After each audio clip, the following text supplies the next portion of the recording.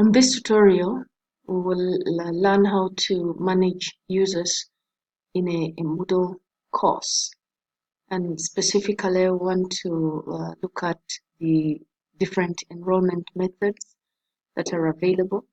We'll also see how to enroll a user into the course and enroll the user, and also how to set an enrollment key for your course. And I'll be explaining all that as we go along. We'll be using this course, 2019 online course design principles. As I showed in a previous tutorial, you can normally see the participants in your course. If you come to this section here, you'll see participants to show you what participants are in your course.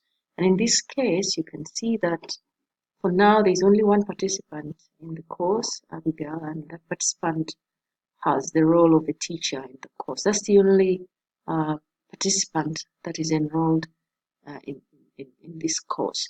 But if you had so many, you'd have all of them listed here. That's how you can see what participants you have. But then how do we manage the enrollment of our participants in the course? We'll go back to the front of the course and we'll use the tool here in the course administration called users. So to find it, if we're using this wheel, you click on it and then you come to more, click on the users tab, and then we will say enrollment. Let's begin with the enrollment methods. As you can see here, we have three types of enrollment methods: manual enrollment, guest access, and self-enrollment. Now in the manual enrollment method here, it is where the instructor will manually add students into the course, either one at a time, or you can batch enroll students. You have a file of them and then you enroll them, but you do that manually as an instructor. Then we have guest access. You may have a guest lecturer in your course. So instead of causing them to have an account in MUELE, you can enable guest access so that without necessarily enrolling into a course, they can still have access to the course as a guest. That's the guest access. And then we have this enrollment method called self-enrollment for the students.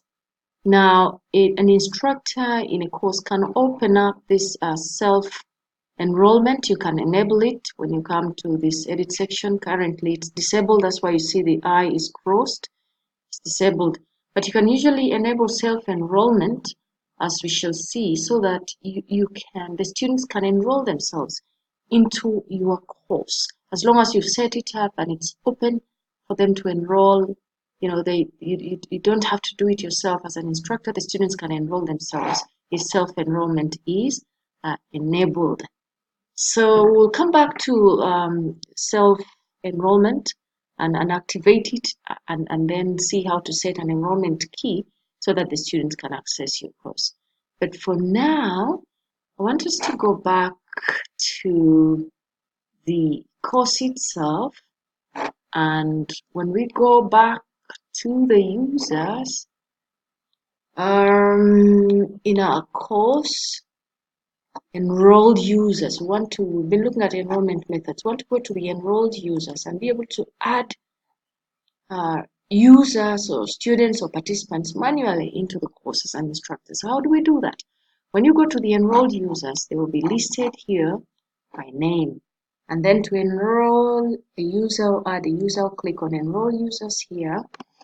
You ensure that the role that you want to assign is the role of a student. Or if an instructor wants to add a teaching assistant, the option will be there, but I want us to add a student. So leaving the role assigned to student, I'll click in the search box and I'm going to look for a user to add. So I look for them by name. You can look for your user by name, but there are usually so many in the system. If you know their email address, it's better to look for them directly using their email address. It's faster to find them. So I'll type that user called a guest. I'll look for him from the system. The user is selected. So now that I have one user selected, and I want to enroll them as a student in my course, I'll simply come and click Enroll Users. So I have added a student user here. I want to add another one. I'm using a manual method for enrolling participants into my course. I go back to Enroll Users. I come and look for another user in the system. That user is there. I click on the name of the user. I found my user. I want to assign them as a student in my course and say enroll user. So I have added a second user. So basically, this is how we enroll users into MUELE or Moodle courses if you're doing it one at a time as an instructor. But usually the preferred method for the instructors is to open up the self-enrollment, especially if you have so many users. Open up the self-enrollment so that they can be able to enroll themselves or add themselves into the course. Now, how do we do that? We'll go back to the enrollment methods here. This is where I picked it from, enrollment methods. And we are going to come and open up this self-enrollment for students. We have to enable it. So you click on this I to enable it so that it's open. When there is no cross on the I, it means self-enrollment is open for the students. But the students will need an enrollment key for your course. So for you to set an enrollment key, you'll have to go to the enrollment methods under self-enrollment. We'll click on this edit to edit that enrollment method. And then we will come and set our enrollment key. You can see a number of options here. Allow existing enrollments, it says yes. Allow new enrollments, it says yes. Enrollment keys, where we're going to put a password. This password is useful so that you don't have students or participants who are not meant to be in your course. When you have the enrollment key, you give it to your participants, then when they want to get enrolled into the course, that's the key that they will use. So under the enrollment key here, I'll punch in what I want to be the password of the enrollment key for my course. I'll call it M2019. So that's the password for this course. And if participant does not have the password when they want to access that course, they will not be able to access. But this enrollment key or password is a one-time only access. The instructor needs to give this key or password to the students for the very first time when they access the course. After that, the moment they have access to the course, they don't need that key again. So that's extremely important to add our password or an enrollment key into course. The enrollment duration here determines if you want to set the period of time that the students can enroll into the course, then you have to set the number of days there for them to be able to enroll. And here, before the enrollment expires, if you have said you've given them 7 days, for example, to enroll into the course, then you notify them before the enrollment expires so that they can be able to enroll into the course in good time.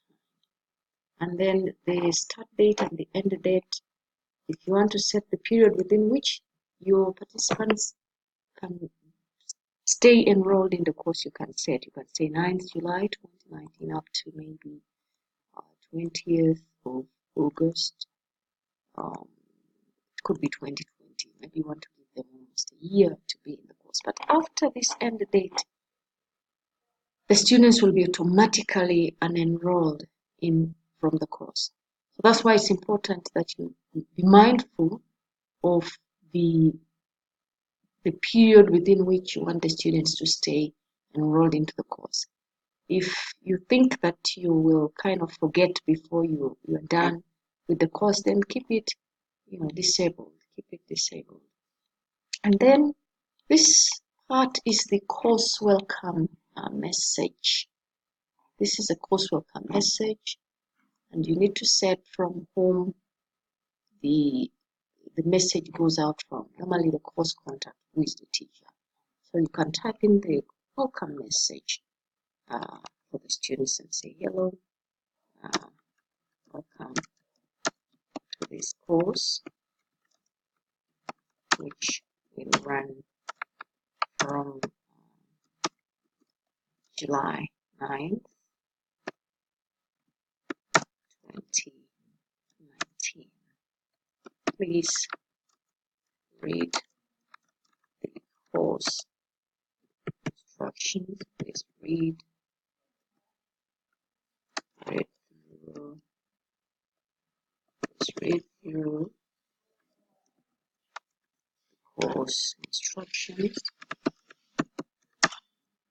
before you start reading the course instructions, so that you can get the most out of this course.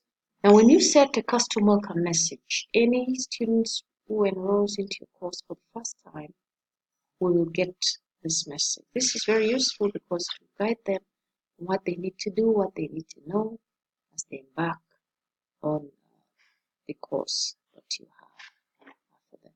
So in this tutorial, we specifically looked at the enrollment methods, how to enroll students manually into the course, and also how to set this self-enrollment so that whoever student is accessing your course, can be able to have the enrollment key or password to be able to access your course.